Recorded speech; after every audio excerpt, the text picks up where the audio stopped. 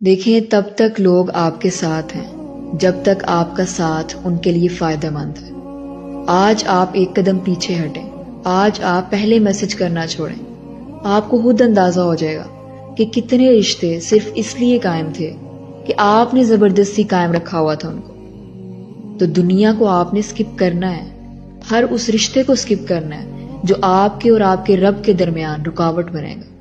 اگر دنیا کو راضی کر کے رب کو ناراض کر لیا تو کیا حاصل کیا؟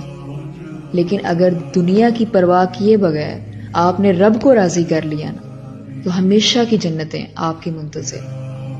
اس غم نے ہم کو مارا کہ لوگ کیا کہیں گے۔ لوگوں کی کب سنی ہے آپ نے؟ پہلے اسکول میں ایڈمیشن لینے سے پہلے کیا آپ نے گھر گھر جا کے لوگوں سے پوچھا تھا؟ یونیورسٹی کسی بھی جگہ آپ گئے ہیں، لوگوں کو اکٹھا کر کے ان کے فیصلے پر ایڈمیشن لیا آپ نے؟